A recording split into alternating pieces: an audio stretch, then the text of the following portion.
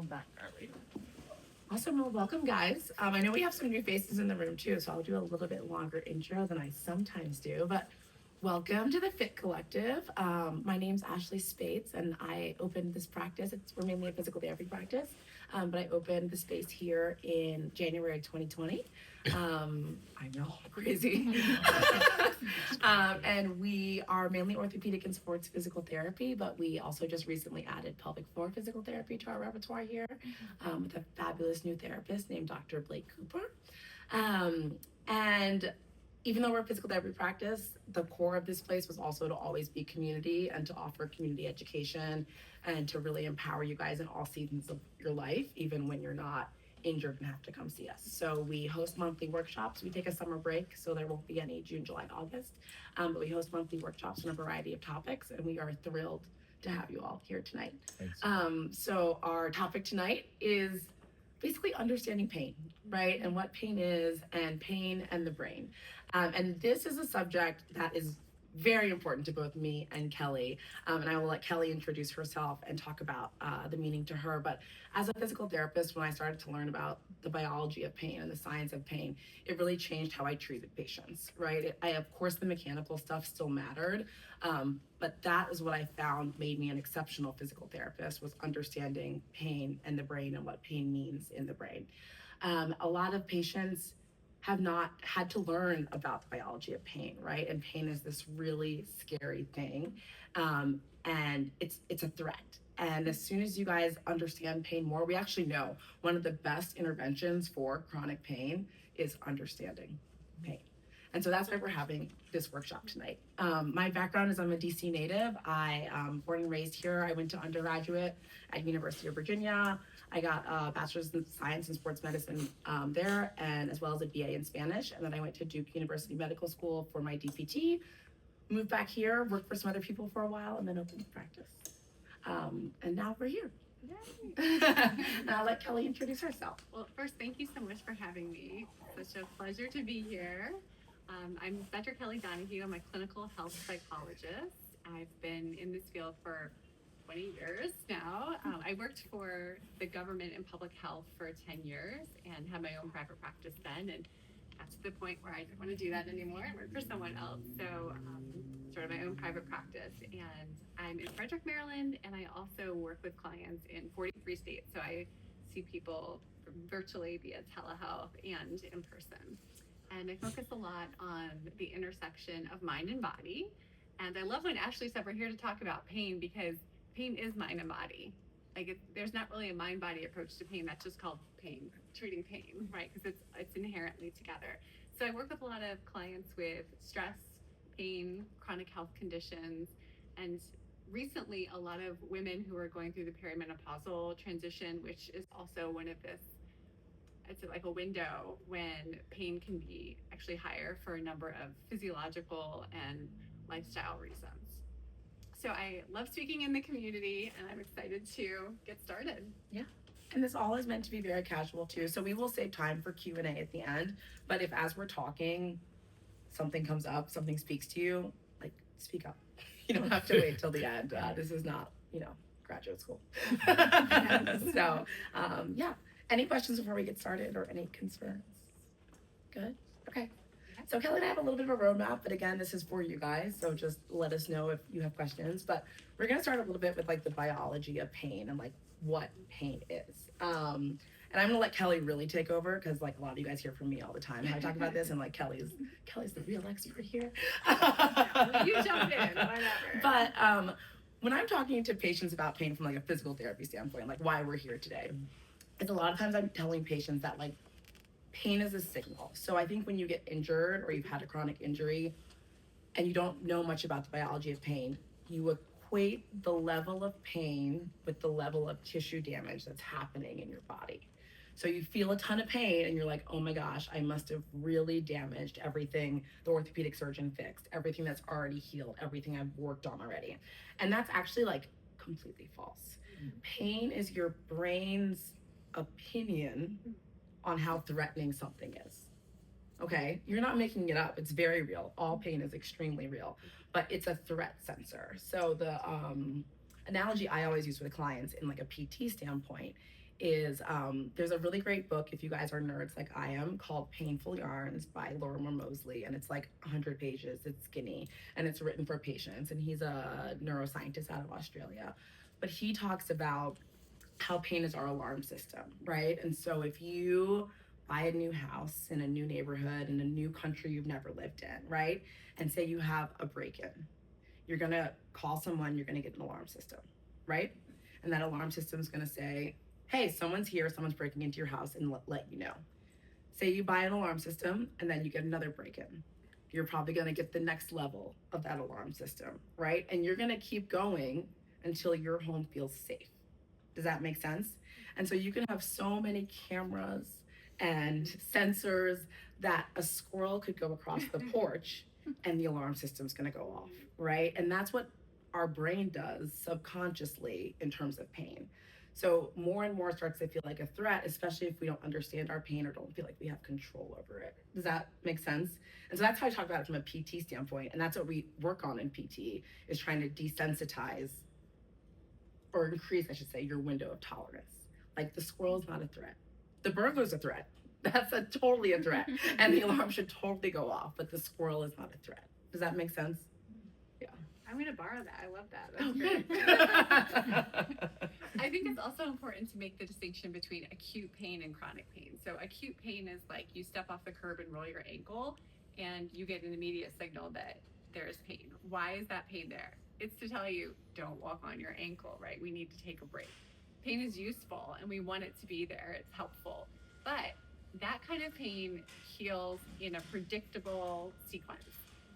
The issue with chronic pain is that's when the squirrel is setting off the alarm, because our system is so sensitive that even if the physical injury has healed, the pain sensations are still there.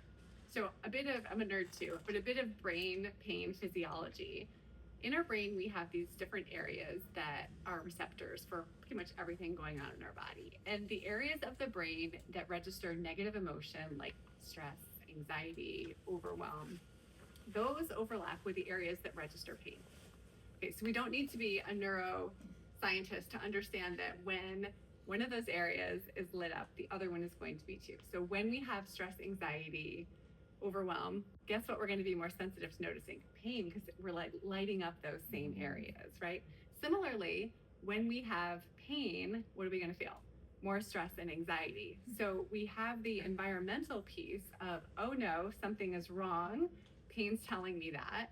And we have the brain physiology piece that once these pathways get open, they keep being re-triggered by anxiety and stress and by pain re-triggering too. Dive with what you 100%. Okay.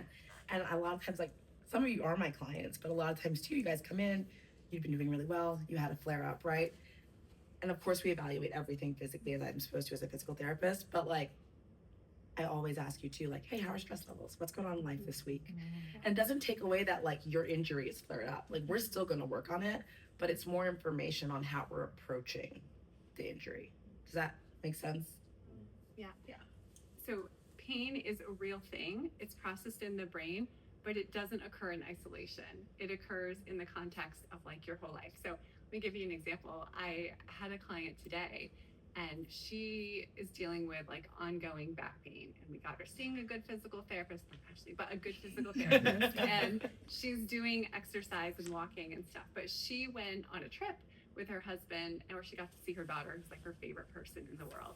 And she was like, you know what? We were sitting a ton, and I was sleeping in weird beds, and my back didn't hurt at all. And I was like, how about that, right? And she comes back home to a very stressful situation where she's caretaking a younger son and her father too, and the back pain's back, right? So that doesn't mean that she doesn't have something there. She does, but it's triggered when those stress pathways are open too, because a lot of this is also about capacity, right? So Ashley asked about what's going on stressful in your life right now.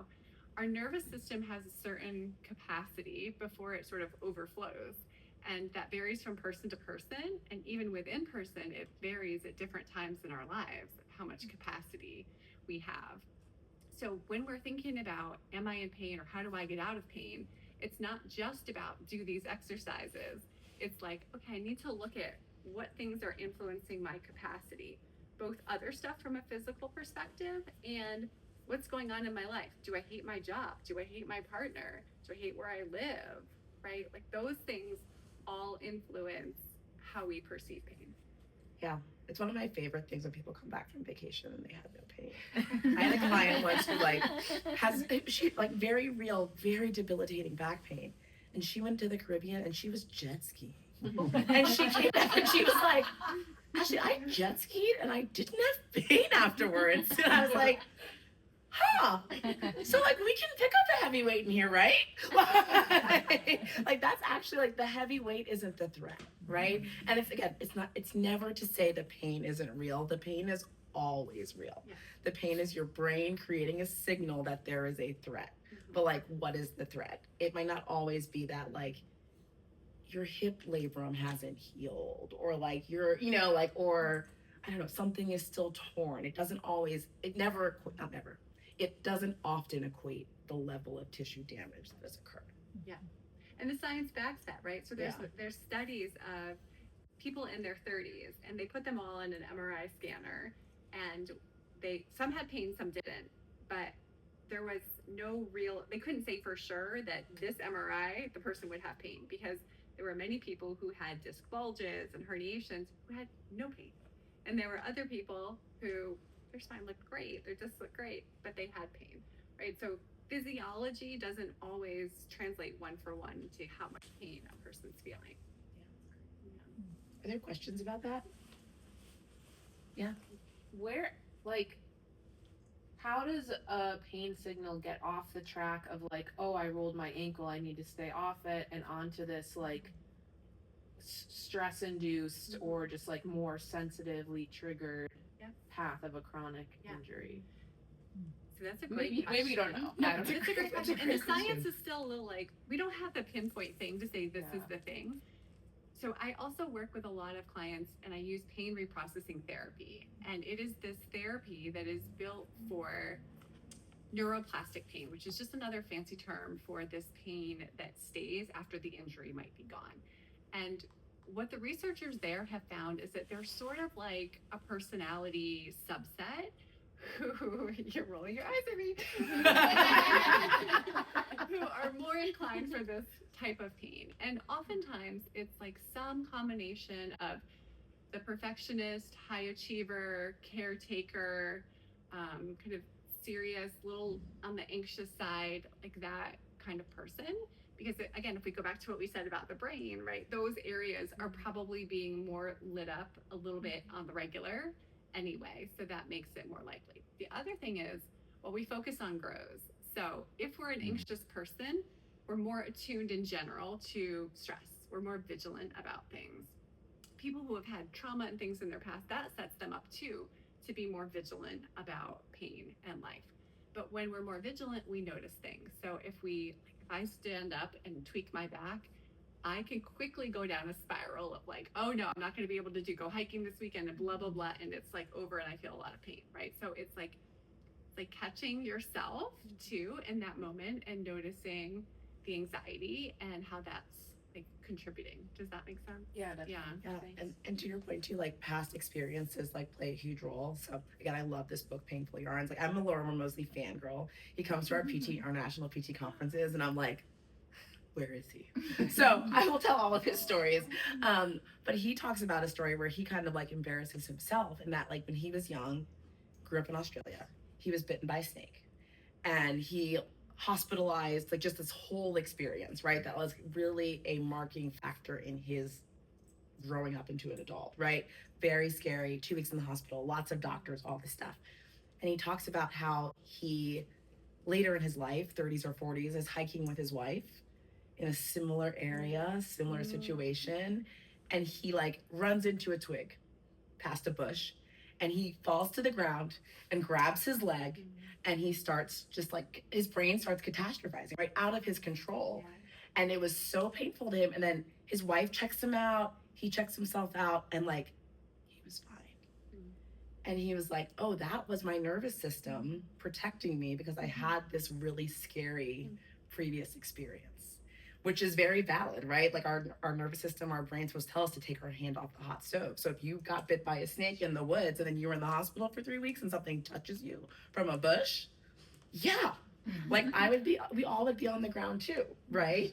And so I think from a PT standpoint too, like once that pathway gets triggered, I think so much of getting past it, we'll get into some interventions and other things too, but so much of getting not past it, but coping with it is learning the pain, right?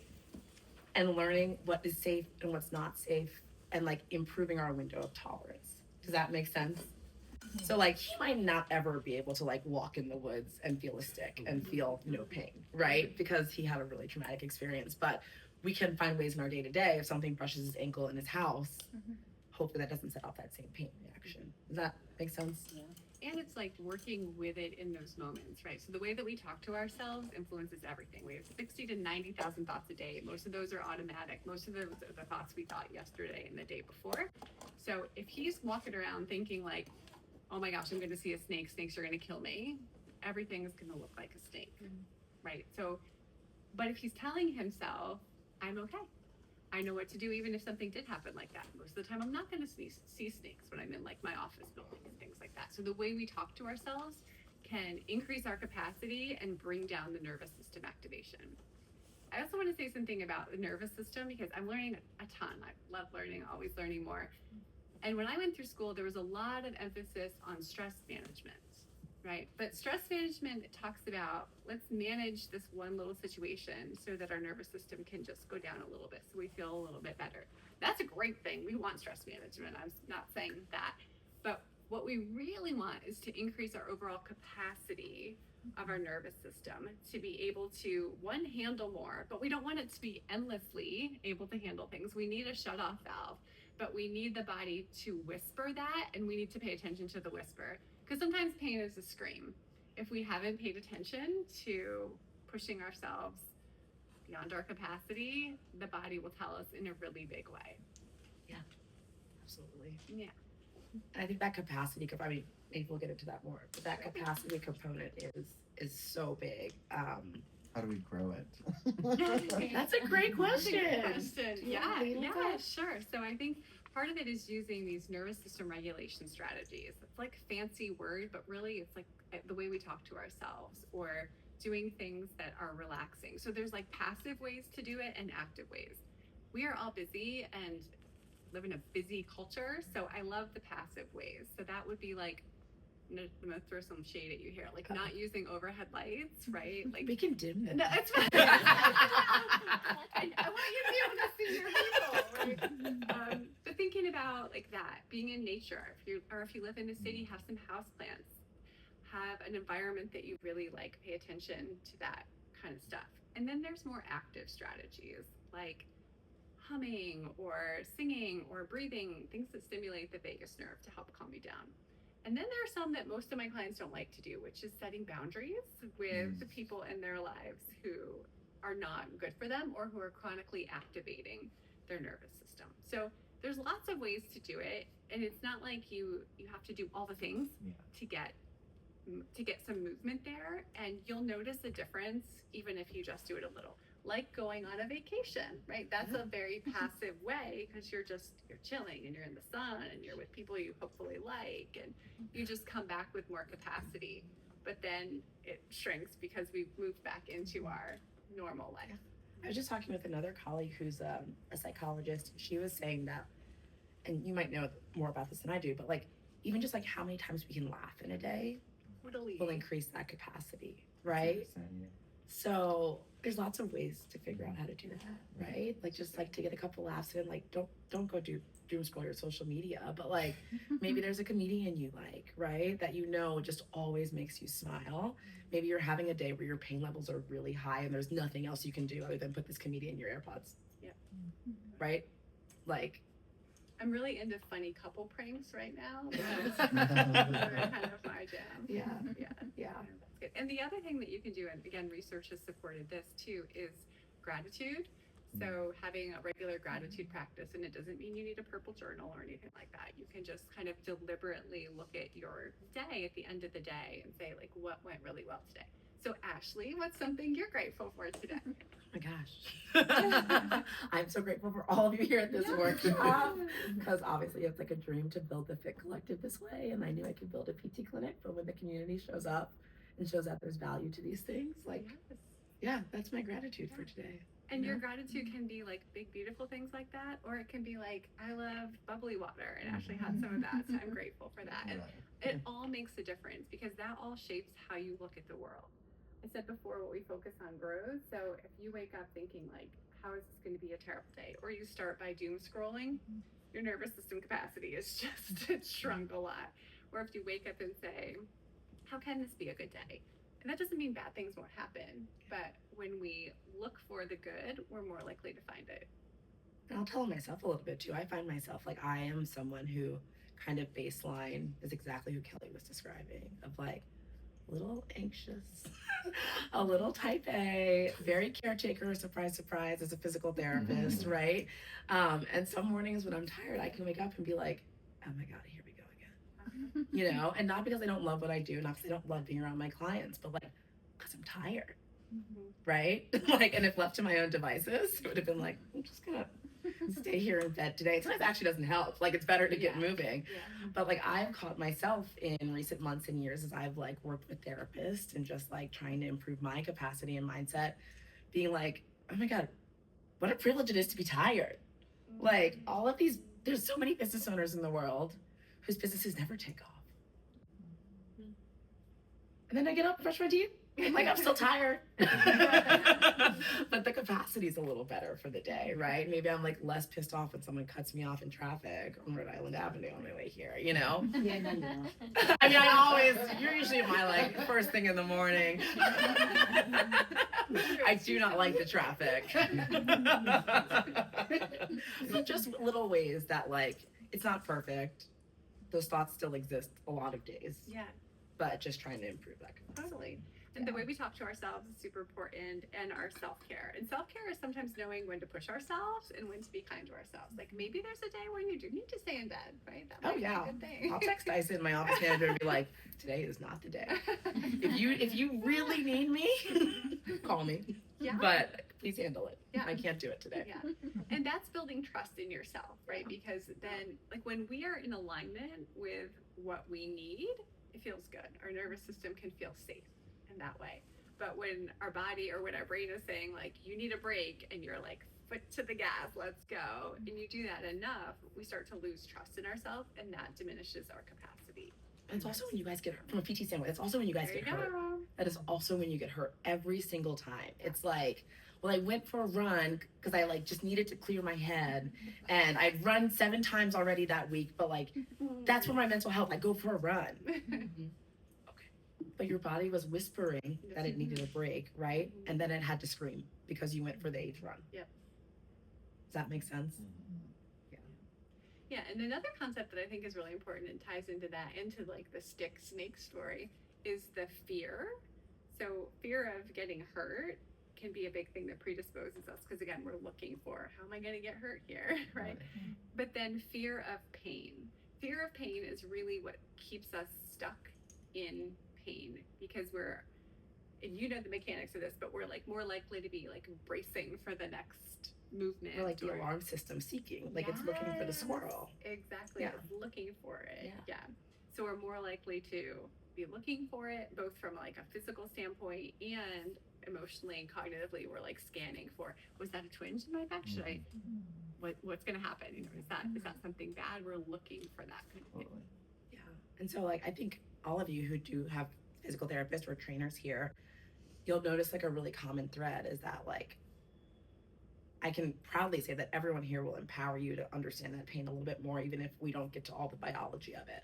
So we'll ask a lot of questions. So like, okay, what happened this week? How'd you hold up? Okay, well, like, I went to pick up a bag and my shoulder really hurt. Like, okay. And ask questions like, did the pain linger afterwards? If it did, was it for 5 minutes? Was it for 6 hours? Was it 48 hours?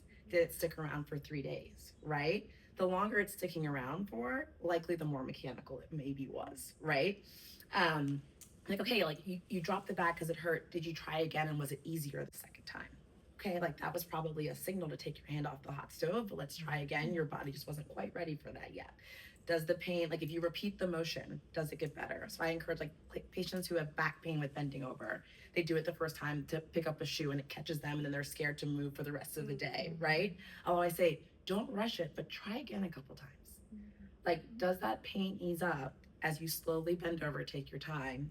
And then is it okay to pick up your shoe off the floor, right? So these are ways that we can empower you guys to understand the pain a little bit more and the signal it's trying to give you. If you leave your hand on a hot stove, like you're never going to override your brain. It's basically going to tell you, take your hand, the pain signal's going to get louder and louder. Take your hand off the hot stove, you are damaging tissue, right? So if you bend over 3 or 4 times and the pain's getting louder and louder and louder, let's back off, right? Let's maybe change how let's do our PT exercises that day. Let's maybe get the heating pad out. Let's, you know what I mean? Like, let's figure it out. But a lot of times, especially as you guys are progressing and we're in that window of this is the acute, you sprained your ankle pain to is this the chronic pain setting off, those signals will calm down with the more benign activities in your life. Does that make sense?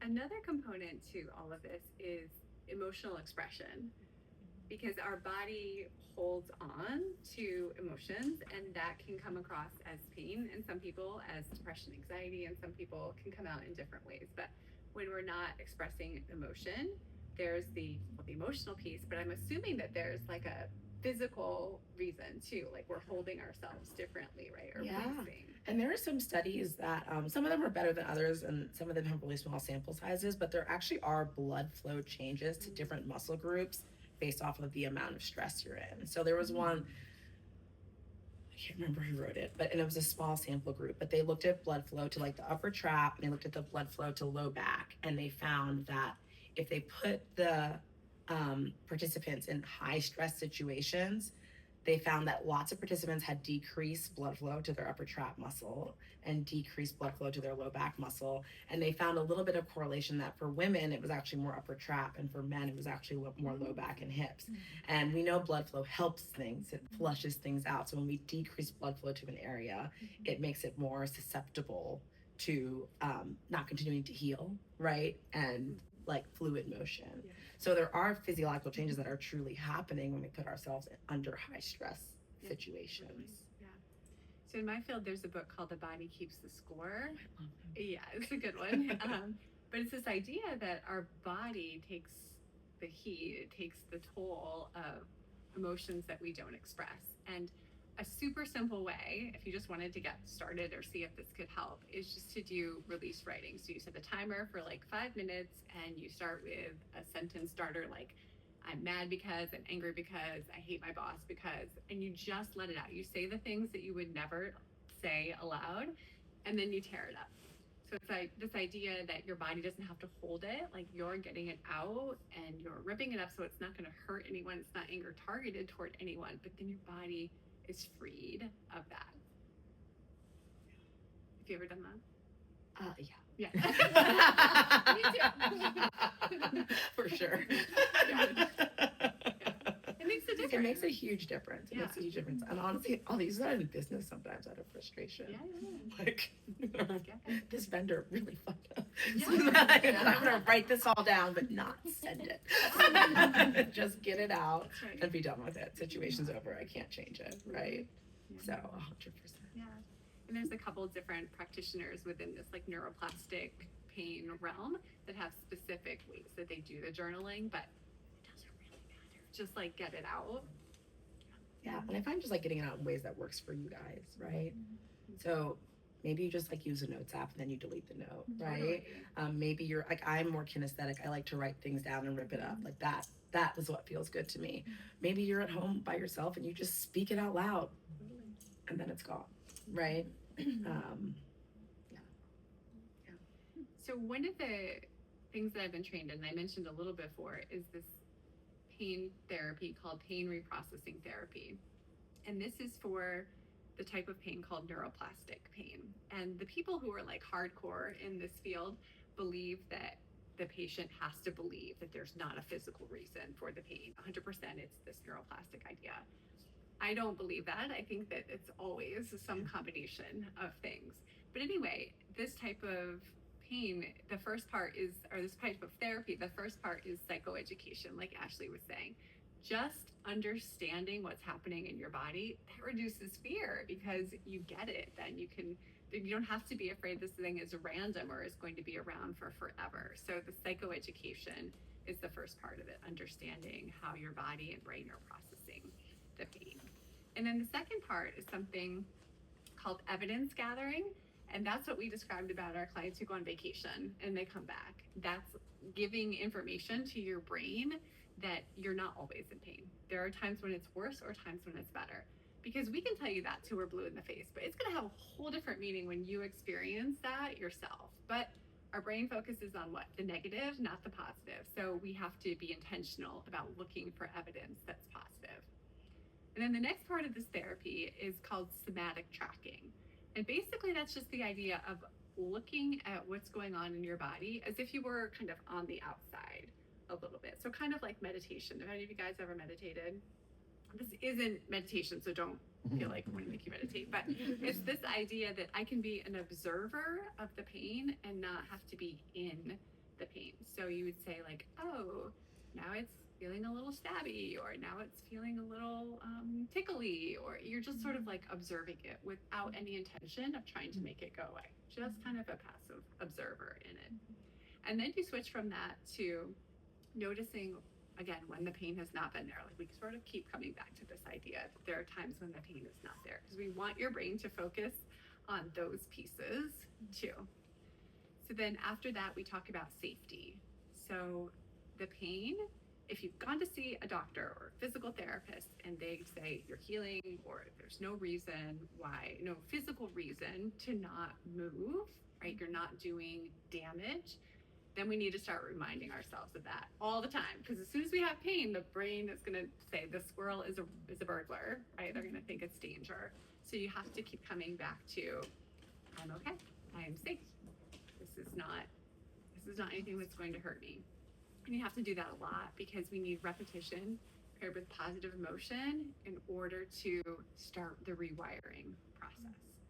So this pain reprocessing therapy has like a course and a progression. And I know that you wanted to talk about how our therapy approach is like, we want you to come to us when you need us, but not be there forever, right? Like we want you to be able to go out and do things on your own and then come back when you need us. So this pain reprocessing therapy is time limited, present centered. Now, if a person's had like a super traumatic past and we're not making the changes that we could make, that might be part of the therapy eventually, because that's emotions that probably haven't been expressed and we're storing those. But for most of the time, we make a lot of gains in our pain when we're just able to go through this pain reprocessing therapy and explore emotions. And this is something that how I found Kelly was actually through a client who was just going through it, like it was the pain system was so loud, right? Everything was a threat. And at the time, he was just really resistant to therapy, right? And something that really like aligned me and Kelly's approach was what she just said out loud, is that the goal isn't to keep you in therapy forever, right? I was like, I want you to go to Kelly and learn about this stuff with her expertise. She knows so much more about how the brain processes these things than I do. Her goal is not to keep you forever. She's not gonna sit there and like dive into the fact a parent didn't love you if she doesn't have to. Yeah. You know what I mean? Like that's not where I'm sending you. And also, I'm not kicking you out of PT. I still want you here because I still want us improving your window of tolerance to movement. Mm-hmm. Does that make sense? And so that's usually where I get the most resistance, when people have been like really chronically in pain and have a really sensitive nervous system, is that it's like another provider I'm gonna have to go to every week for the rest of my life. And that's not what it necessarily is. No. Yeah. Another thing you just said just made me realize another parallel. It's this idea of, I want you to move and I want to show you all the ways you can move, right? So when we're in pain, whether we're purposefully doing it or not, we get this identity of like a pain patient or a person in pain or a person in physical therapy, right? We just start to take that on. And when we take that on, that's what we start thinking about. And we start thinking about that, so we start acting like that, right? So when you're here and Ashley's showing you can move in different ways, there's a feedback loop that comes back where you say, oh, I am an active person again, right? Or I am a fit person, or I'm a person working on my fitness. And then that belief changes what you want to do too, right? It's way easier to say, I'm going to go lift weights if I think about myself as a fit person than if I think about myself as a person in pain. Absolutely.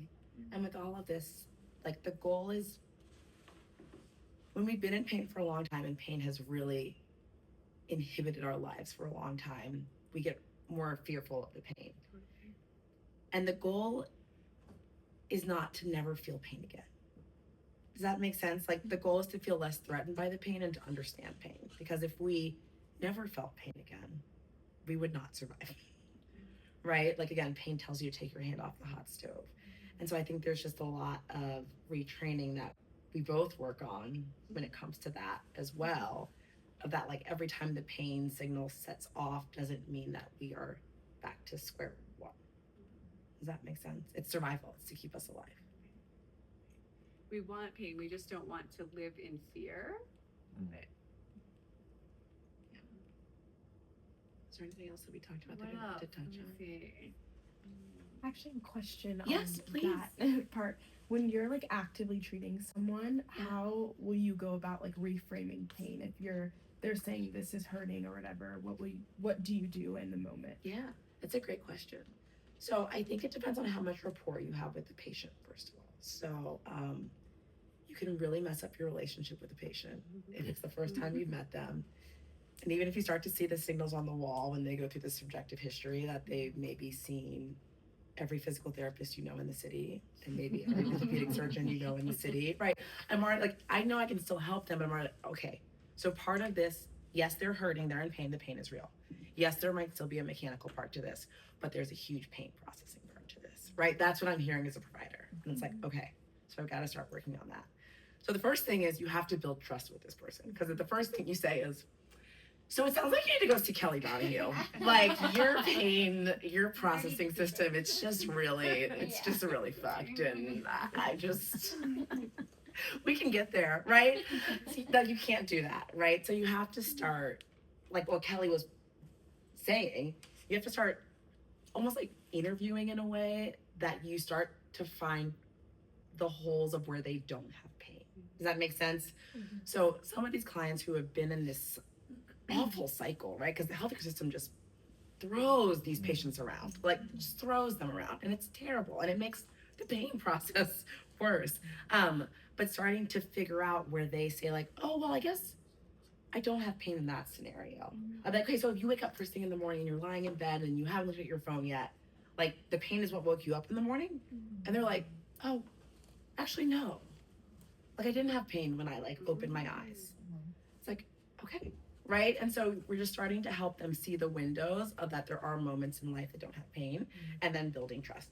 And then me as a physical therapist, what I really like to do, I am really, the hill I will die on is that like, unless you are like acutely post-surgical, you should not have more than like 2 or 3 PT exercises that you're required to do every day, because we're all busy people and you're not going to do more than 10 minutes of PT. If you're post-surgical, it's a different story. Like you gotta dedicate time to PT, right? At least one of those 3 exercises that I'm giving is something that's going to give them control over their pain, even if it doesn't eliminate it. Does that make sense? Like it's going to at least bring it down a couple volume notches, right? And so that's how I'm starting to build trust with them. Sometimes it takes me more than one session to find that exercise, but that's what I'm really looking for, is something that gives them control over their pain in some capacity. And then as we start to work together, and they're learning that, because a lot of times too, these patients will go to PT, and every time they go to PT, they get really flared up, right? And so then now they're mistrustful of PT in motion too, right? So I use the first few sessions to build the window of what can we do without flaring you up. I tell people I'm okay with baseline and below, but if I've made your pain significantly worse for more than 48 hours, we need to change what we're doing in here. Does that make sense?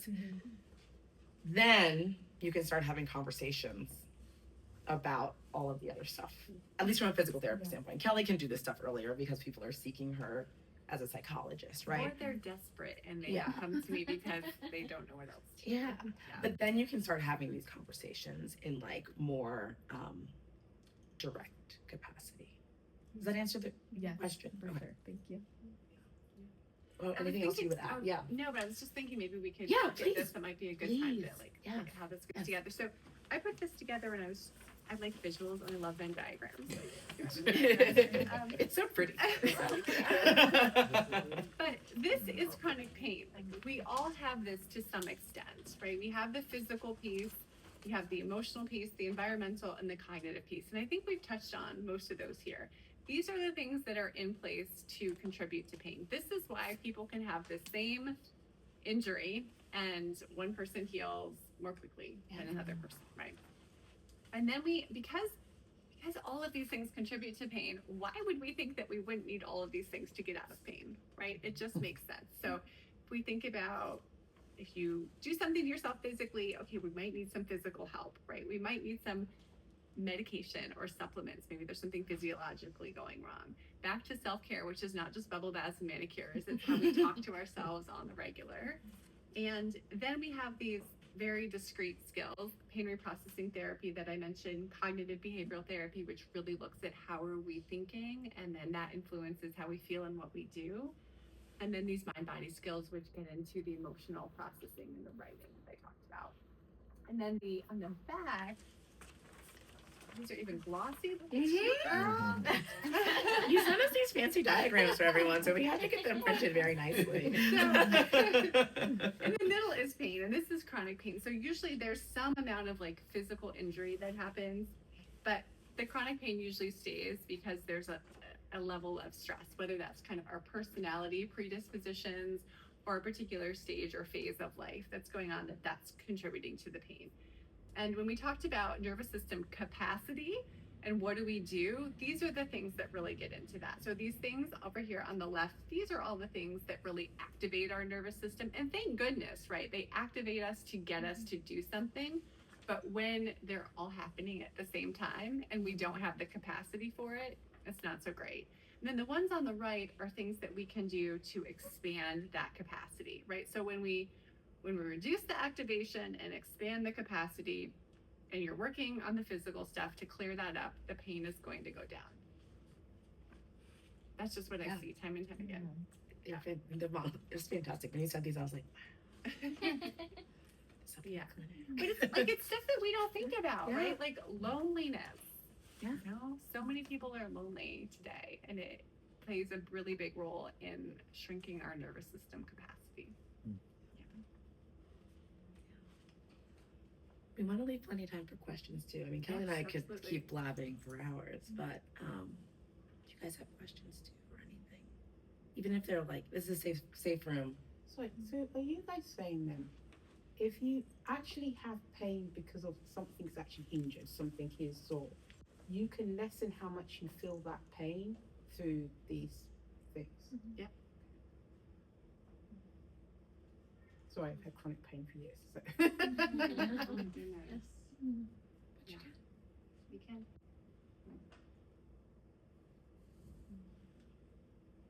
I think you talked about stress management and like that being and just learning about stress management. I feel like we're taught to sort of compartmentalize and put it in a box and like, oh, all of these stress things are stressing us out, and we put it in a box and it's there, and it's like, okay, well, we're not really we're compartmentalizing them, but we're not really actively kind of calming our nervous system. So I feel like this is so great to like actually put into an active mode, as opposed to like, okay, yeah, we just put it in a box and that's gonna stay there in our brain and it's just there. And I feel like this has kind of put me in like a little bit more of an active phase where I'm like, oh, I've done the work, I've stress managed, I've compartmentalized everything, but it's still there. Yeah. So I The feel like compartments are still taking up space in your brain, it still right? it's definitely still taking up space. So I feel like it's hard to kind of switch over to that, to kind of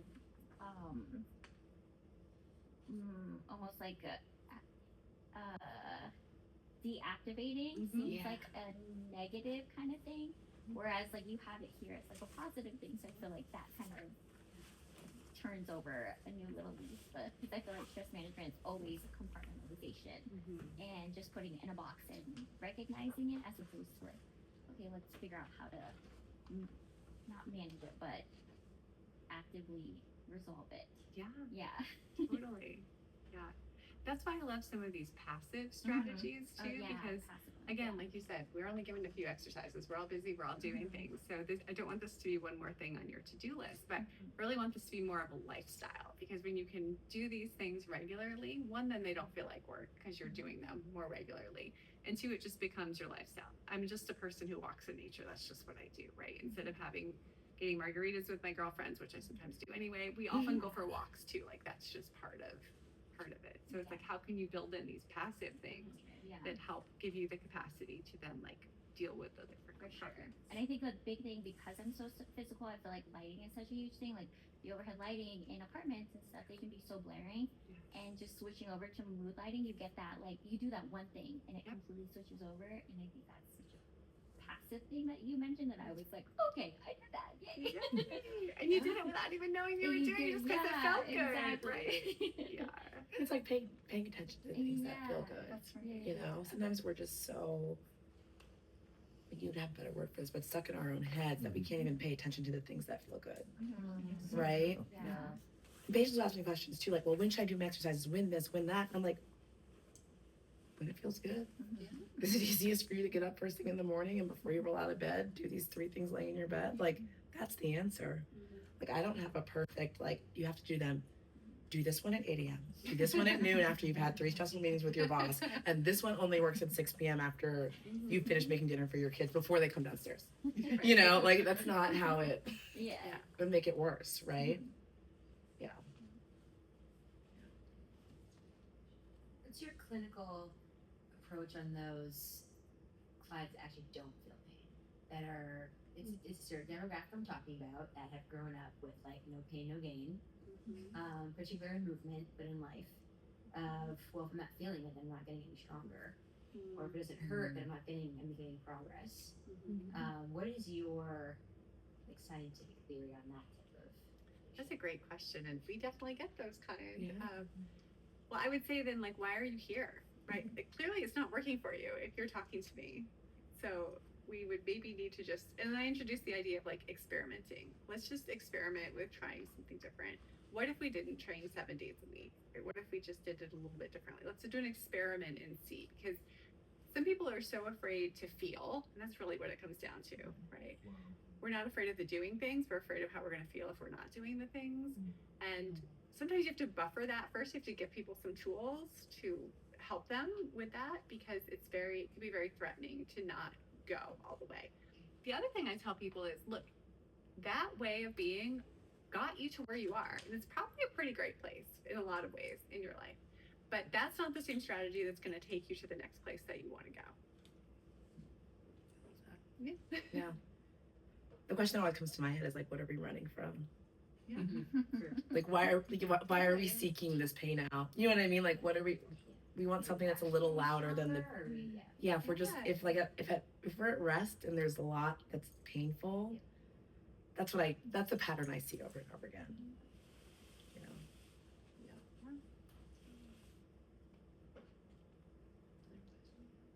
Yes.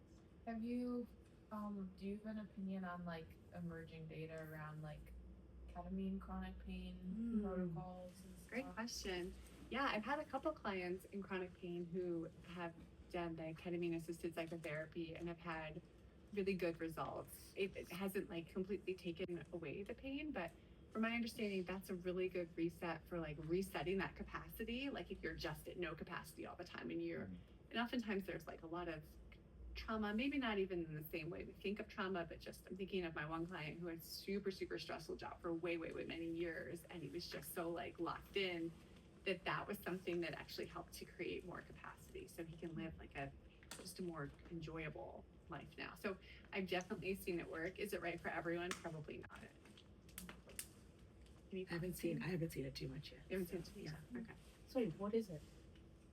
So ketamine is like a medication, but it's a bit of like a like a kind of like a psychedelic medication, and there's a lot of people who do it, but the right way to do it is to do it with someone who, like a medical doctor who's monitoring it. And there are all these protocols that you go through. So you're sort of guided through the relaxation, and you can see weird things and remember weird stories. So it's important that a therapist or someone who's trained in helping you is there when this ketamine, this medication is being administered.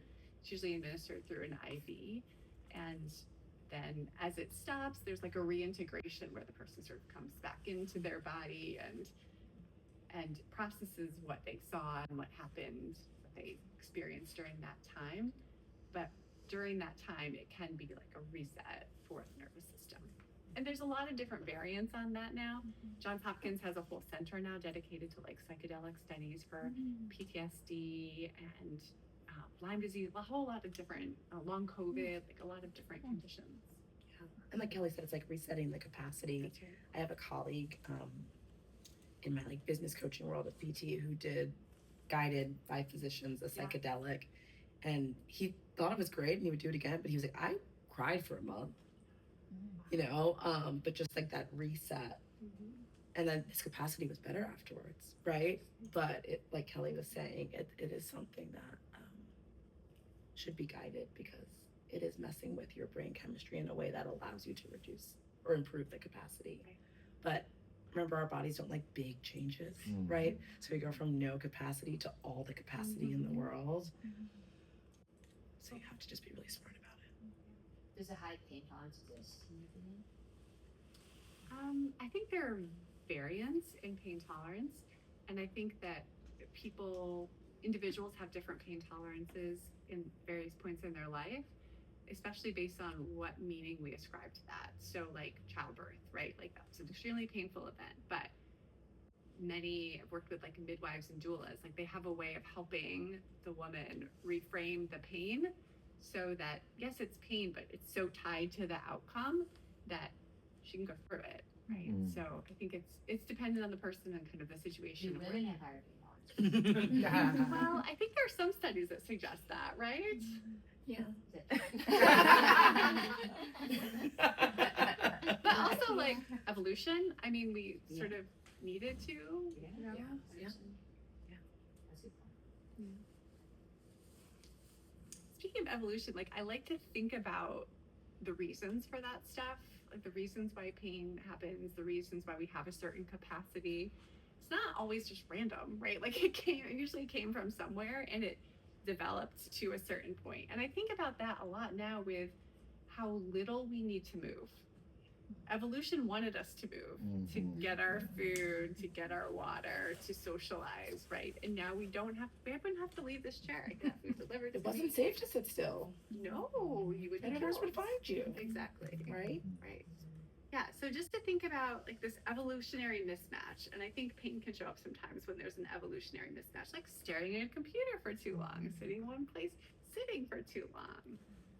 And sometimes that just reduces the nervous system activation too, because you're like, oh, I'm just not supposed to be doing this. Well, let me do something else then.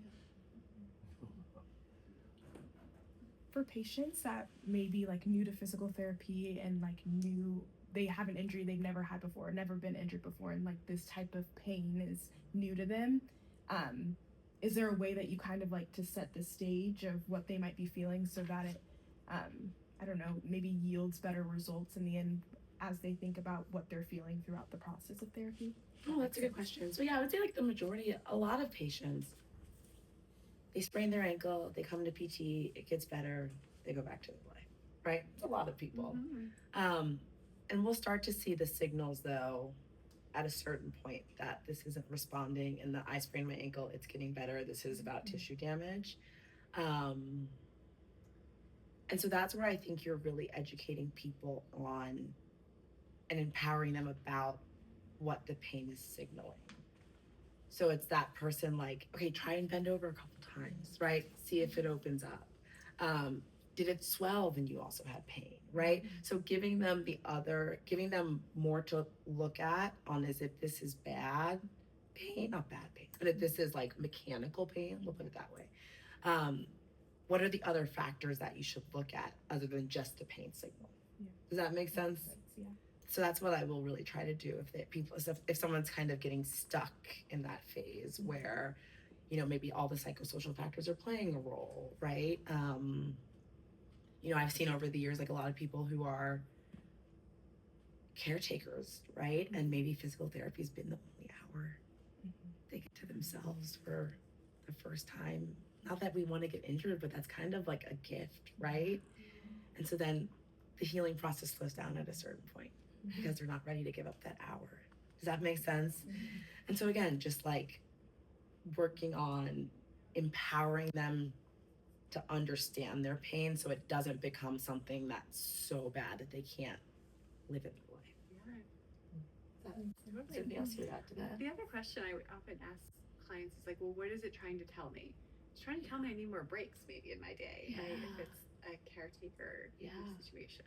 I noticed that too. I mean, before I became a full PT and as comfortable as I am as a physical therapist in my field, like if I'm super stressed out, like I get the worst pain in my upper trap neck by my shoulder blade. And my first couple of years as a PT, Dyson, we worked together, and I always be like, can someone stick a needle in this?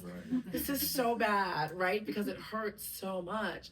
And then as I've grown as a person and also a provider, and I'm a nerd, so I learned about all this stuff, to me now, when that starts to bug me, I'm like, ooh, something's stressful right now. Like, what are the stressors right now that are adding to this, right? Like, is it that the business isn't doing as well as I want it to be? Is it that a family member is sick? Is it that I haven't been sleeping well for the last 2 weeks?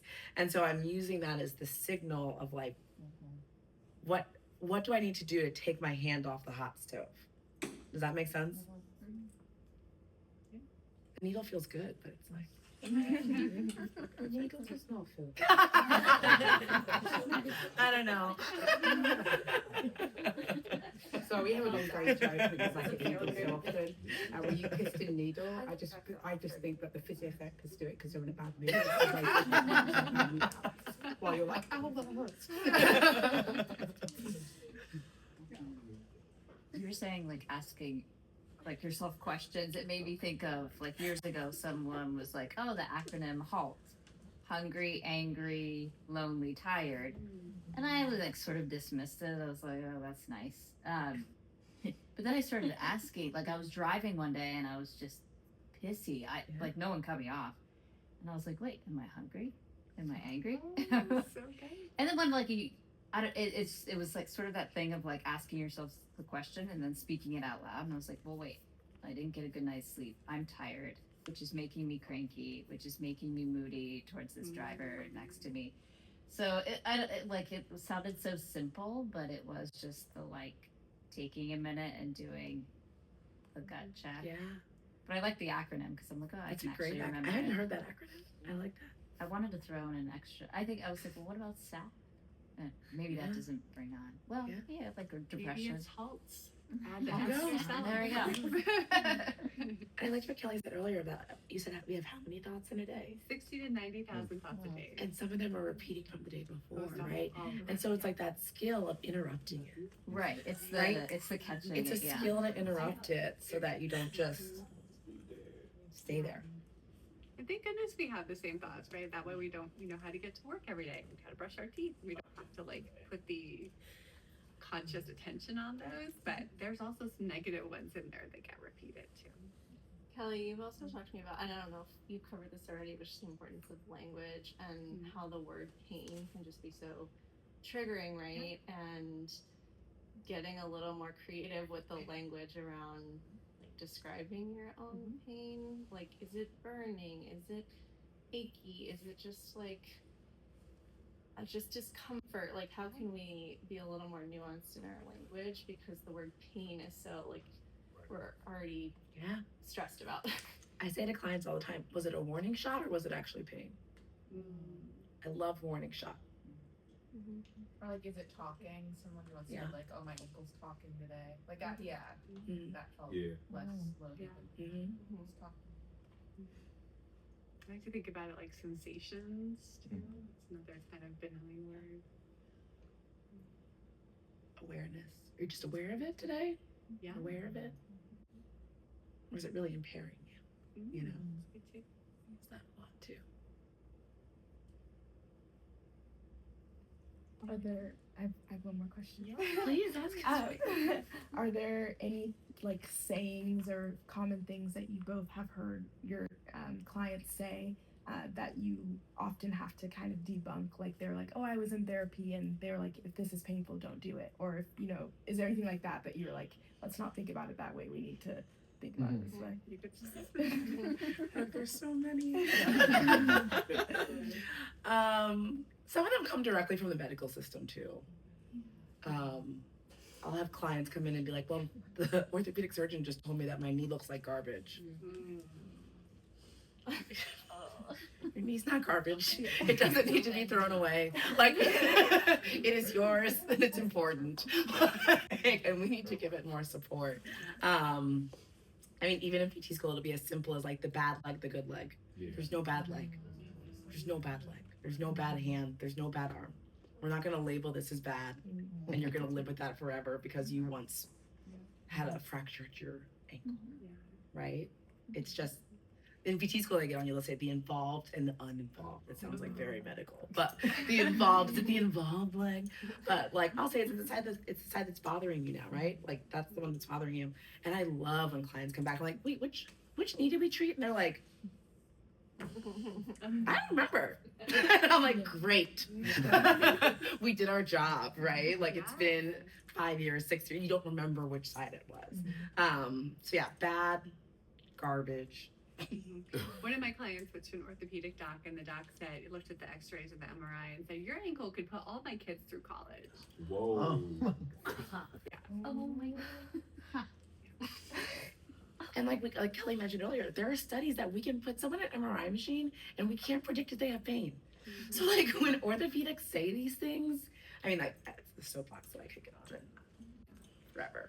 But a lot of them get learned in the medical system. I'm sure actually, like, yeah, I'm sure Carrie, Janae, Kyle, you guys probably have some. It's also from the other side of it too, right? Oh, this looks totally fine. But these people are in pain every single day.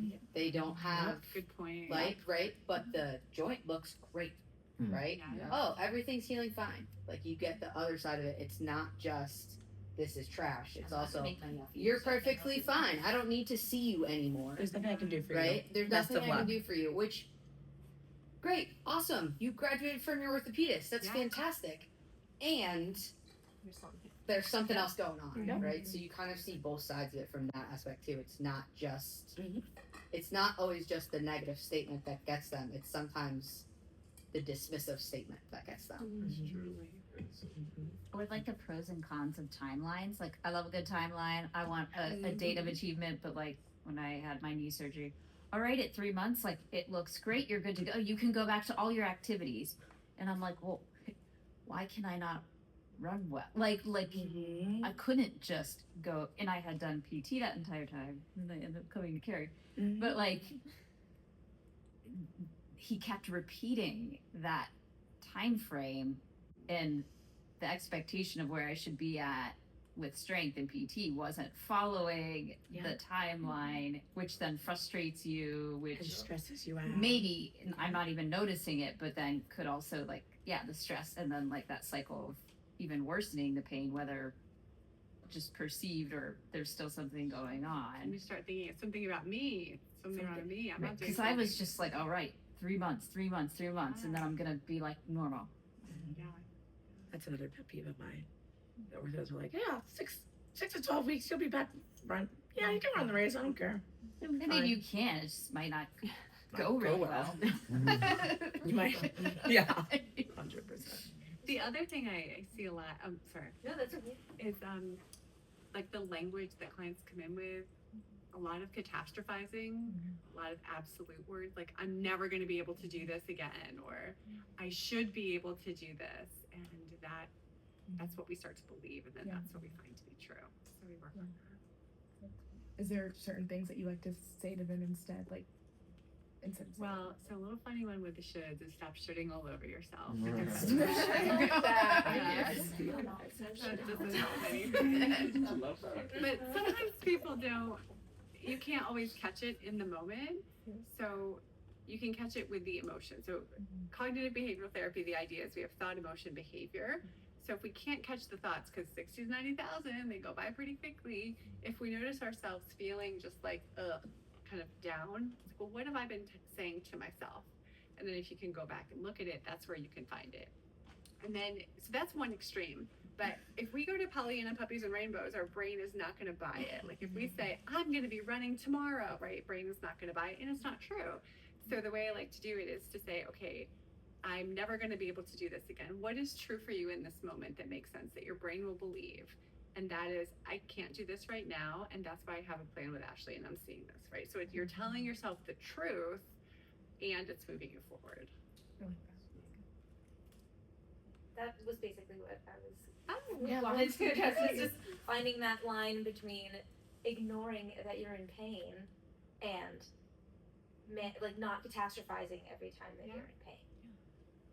I think that's part of it, but it's something that I'm struggling with a little bit right now. But it's like you said, this is what's happening right now. I'm gonna do all the steps to get there at this point, and it won't last forever. Especially if it's happened before. At least we can learn from those things too. And it's finding ways to like empower yourself, whether you're getting it from a physical therapist or a psychologist or even just like yourself, empowering yourself with the pain. Does that make sense? So like labeling it differently than just pain, like we talked about.